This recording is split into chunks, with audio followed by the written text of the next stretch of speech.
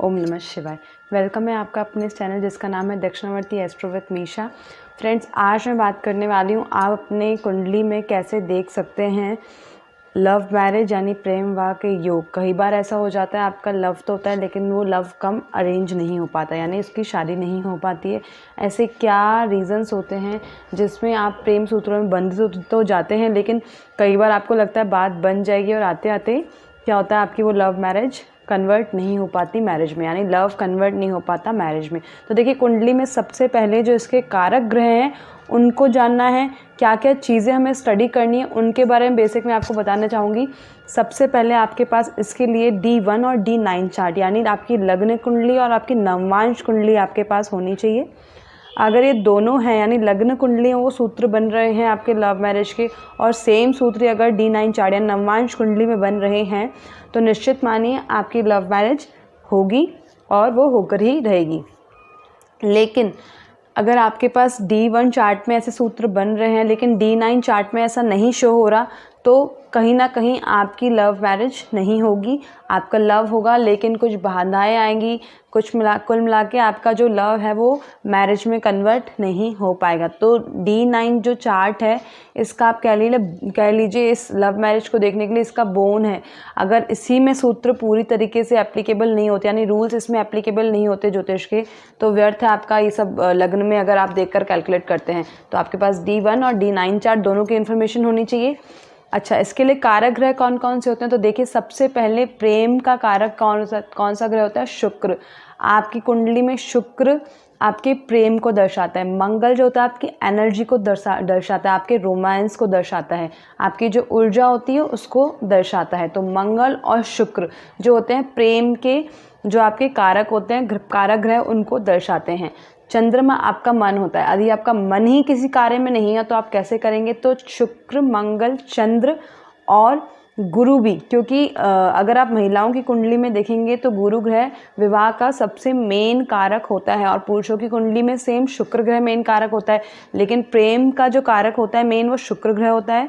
और मैं आपको पहले बता चुकी जिस तरीके से मंगल, शुक्र, चंद्र और गुरु, इनकी कहीं ना कहीं युति संबंध होना या इनका दृष्टि संबंध होना या इनकी डिग्रियां बराबर होना इनके एक साथ होने पर, तो भी कहीं ना कहीं ये सब आपके प्रेम विवाह के योग दर्शाते हैं। कुंडली में कौन से ऐसे भाव होते हैं? कुंडली में तो देखिए, पंचम भाव जो होता है आपका प्रेम भाव होता है, उससे आपने प्रेम संबंधों को देख सकते हैं। सप्तम भाव जो होता है आपका विवाह का, आपके लाइफ पार्टनर का, आपकी पार्टनरशिप का होता है। तो इन दोनों चीज़ों को देखने के लिए हम आपके पंचम और सप्तम भाव की पूरी तरीके से स्टडी करेंगे, उसके बाद ही हम इस चीज़ पर निष्कर्ष निकाल पाएंगे कि आपका प्रेम विवाह में संपूर्ण तरीके से संपन्न हो पाएगा कि नहीं। तो आइए दृष्टि डालते हैं इस चार्ट पर। दो कुंडलियों के यहाँ मैंने कुछ उदाहरण लिए हैं, कुछ सूत्रों के साथ यहाँ मैं आपको इसको एक्सप्लेन करने वाली हूँ। होपफुली आपको ये बहुत अच्छी लगी होगी और बहुत ही ध्यान से देखिएगा, क्योंकि देखिए मेरा जो आपको ज्योतिष समझाने का जो एक आप कह लीजिए तरीका है वो नोट्स बना के, ताकि आप भी अपनी डायरी मेंटेन करके उनको लिख के रखिए। आप रेंडमली वीडियोस देखते हैं, पीछे भूल जाएंगे या कुछ भी है, आप उनको रेगुलर कह लीजिए उदाहरण की तरह पे किसी कुंडली में नहीं अप्लाई कर पाते, तो डोंट वरी, आपके पास अपने नोट्स से आप उनके थ्रू भी गो थ्रू कर सकते हैं और बहुत अच्छे से ज्योतिष को देख सकते हैं। तो आइए चलते हैं चार्ट की तरफ। प्रणाम, ओम नमः शिवाय। दोस्तों, आज मैं आपके साथ लेकर आई हूँ प्रेम विवाह कुंडली में कैसे देखें टॉपिक को। तो देखिए, यहाँ पे मैं आपको बताना चाहूँगी कुछ दो कुंडलियाँ ली हैं, जिससे मैंने एक जातक की कुंडली है उससे मैंने D1 चार्ट लिया और D9 चार्ट लिया है। यहाँ मैंने दूसरे जातक की कुंडली है जिसमें मैंने D1 चार्ट और D9 चार्ट लिया है। सबसे पहले देखिए, आपको प्रेम विवाह कुंडली में देखने के लिए आपको ज़्यादा एफर्ट्स मारने की ज़रूरत नहीं, कुछ नहीं करना, पंचम भाव और सप्तम भाव को देखना है।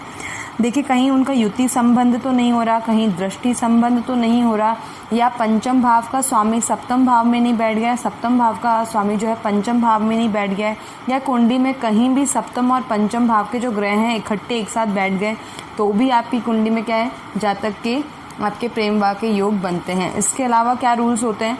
देखिए, कुंडली में कहीं भी अगर शुक्र, गुरु और चंद्रमा साथ में बैठ जाए तो भी आपके क्या हो जाते हैं, प्रेम विवाह के योग बनते हैं। यदि मंगल, चंद्र और शुक्र बैठ जाते हैं तो भी प्रेम विवाह के जातक के योग बनते हैं।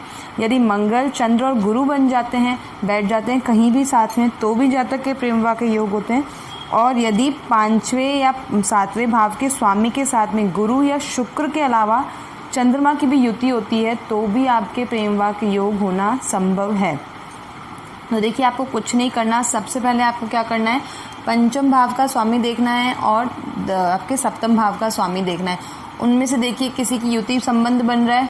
सबसे पहले आप देखिए कहीं भी पंचम और सप्तम भाव के ग्रहों की कहीं युति बन रही है कुंडली में, वो देखिए। तो देखिए पंचम भाव का स्वामी कौन है, मंगल है, मंगल यहाँ बैठे हैं।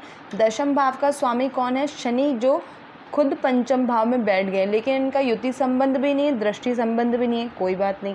तो आप ये देखिए यहाँ पे शनि बैठे हुए हैं चंद्रमा और शुक्र के साथ में। मैंने आपको कहा था पंचम भाव का स्वामी यदि कहीं शुक्र या गुरु या चंद्र के साथ में कहीं भी युति बनाता है तो भी आपके प्रेम विवाह के योग होते हैं। यहाँ देखिए सप्तम भाव का स्वामी शनि शुक्र और चंद्रमा के साथ में युति बना के बैठा है पंचम भाव में, इसलिए यहाँ पे ये 7th वाला रूल एप्लीकेबल हो रहा है और यहाँ पे जातक के प्रेम विवाह के योग बनेंगे। तो मैंने D1 चार्ट देखा। अगर मुझे ज़्यादा अच्छे से स्टडी करना है तो मैं D9 चार्ट देखूँगी। देखिए D9 चार्ट में बहुत डीप से स्टडी अगर हो जाती है और इसमें अगर लिखा हुआ है, यानी कोई भी रूल एक एप्लीकेबल होता है इन सब में से, तो आप डेफिनेटली मानिए उस जातक के प्रेम विवाह के योग बनेंगे।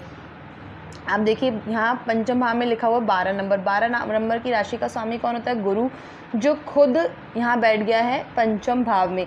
यहाँ पे 2 नंबर लिखा हुआ है, 2 नंबर की राशि का स्वामी कौन होता है, आपका शुक्र, वो भी कौन बैठ गया है, आपके पंचम भाव में। तो यहाँ तो बहुत ही इजीली दिख रहा है पंचम भाव और सप्तम भाव के स्वामी दोनों एक साथ युति संबंध बना के बैठे हैं, वो भी पंचम भाव में, प्रेम वाले आपके भाव में बैठे हुए हैं। तो यहाँ पे प्रेम विवाह होना डेफिनेटली इस जातक का प्रेम विवाह होगा ही होगा।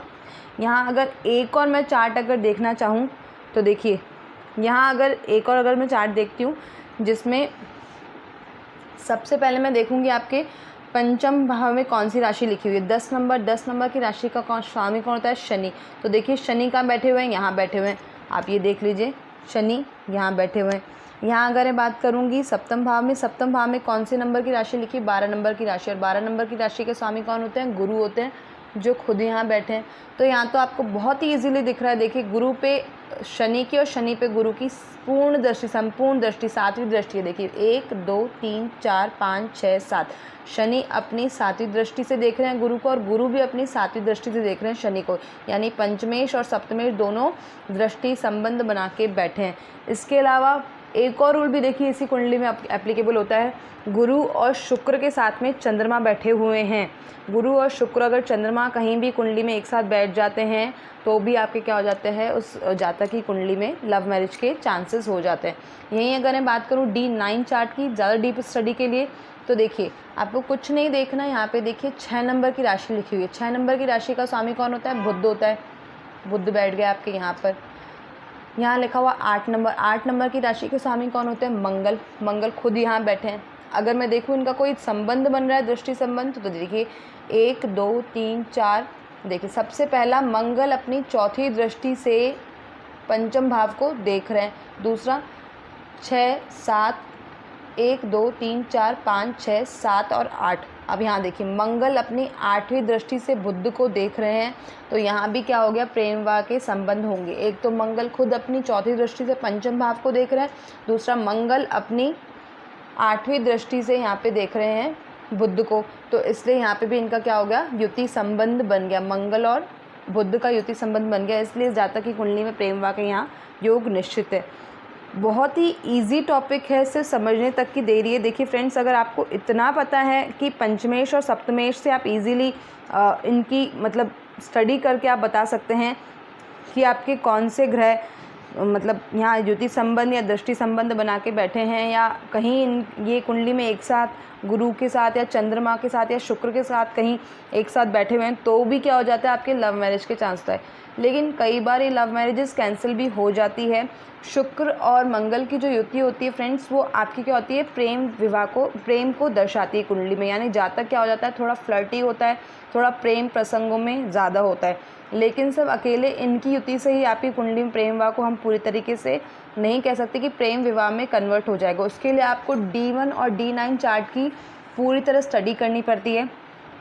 सेकेंडली क्या हो जाता है, अगर गुरु और शुक्र भी कई बार कुंडली में साथ होते हैं तो भी जातक के चांसेस हो जाते हैं प्रेम विवाह के। लेकिन गुरु और शुक्र यदि राहु और केतु के साथ है तो वहाँ पे क्या होता है, प्रेम तो होगा लेकिन प्रेम जो होगा आपका विवाह में कन्वर्ट नहीं होगा। ये भी आप डेफिनेटली मानिए। तो कोई ग्रह पापग्रस्त नहीं होना चाहिए कुंडली में। लेकिन सबसे सॉलिड जो अगर मैं बात करूं, पंचमेश और सप्तमेश की कंडीशन को अगर आप देख लेते हैं, कुछ एक रूल्स अगर आप फॉलो कर लेते हैं तो आप इजीली बता सकते हैं जातक के प्रेम विवाह होंगे कि नहीं होंगे। होपफुली आपको आज का ये टॉपिक बहुत अच्छा लगा होगा। अगर अच्छा लगा है तो प्लीज़ लाइक कीजिए और शेयर कीजिए, ताकि आपके साथ साथ बहुत सारे लोग भी ज्योतिष में जो इंटरेस्ट रखते हैं वो सीख पाएँ। अच्छा लगता है तो सब्सक्राइब कीजिए और प्लीज़ कमेंट कीजिए, मुझे और बताइए किस किस टॉपिक पे ज्योतिष के मैं आपके लिए और वीडियो बनाऊं जिसमें आप इंटरेस्टेड हैं, और कुछ और नया लेके आएंगे नेक्स्ट टॉपिक में। तब तक के लिए प्रणाम। ओम नमः शिवाय।